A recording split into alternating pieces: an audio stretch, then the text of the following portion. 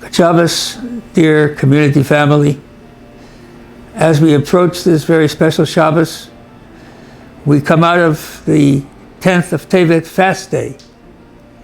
A fast day that was established as a result of the siege of Jerusalem, both by Nebuchadnezzar, the time of the Babylonians, the first temple, and by the Romans during the second temple. Though the walls were not breached on this day, just besieged, it becomes one of the most critical and foundation fast days. It is the beginning of a 4-series fast day. We fast today for the siege around Jerusalem. On the 17th of Tammuz, we fast for the breach of the walls. The 9th of Av, we fast for the burning of the temple. And the fast of Gedalia, when the last remnant of Jewish ownership, leadership, took place in the Holy Land. However, it is the toughest of the fasts in one factor. None of the other fasts override the prohibition to fast on the Shabbat. If any of those fasts coincide with Shabbat, we fast the next day, Sunday. However, this fast, if it coincides with Shabbat, we fast on Shabbat.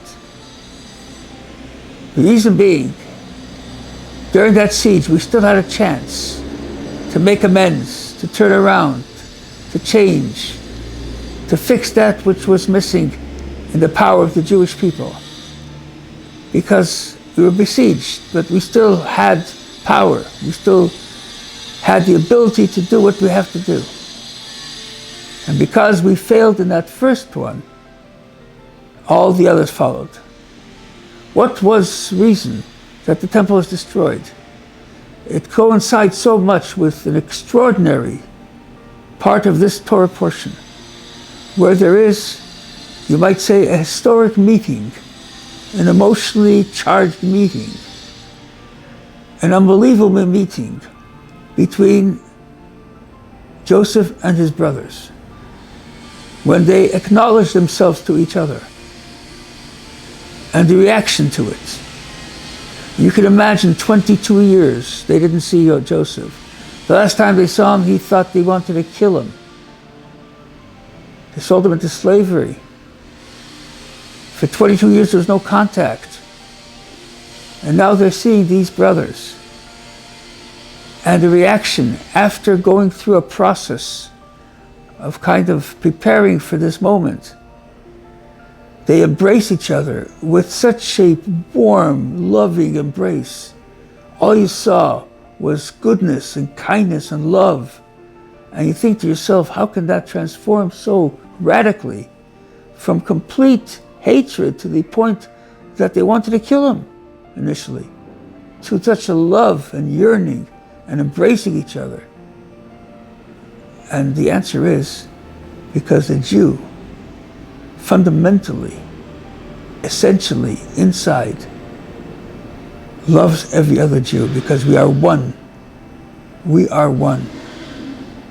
And when the externalities fall away and you realize the foolishness that tries to separate us means nothing, the connection is extraordinary.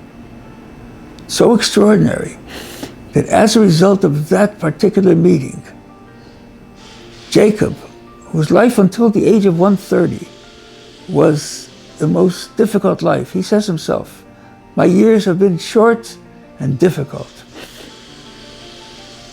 And the last 17 years of his life, starting at this time when he came to Egypt, it says in next week's Torah portion, they were the best years of his life, those 17 years. Not the years with his parents, but the years when he came together with his children and he watched the unity of his children and the interaction of his children and how they love each other under any circumstances. And then he was peaceful. Jacob was peaceful. That's the Jewish nature. We know today that the hate that exists against the Jew is an irrational hate. There's nothing you can do to change that hate. That's why in the Torah it says you must eradicate Amalek, because you cannot change that.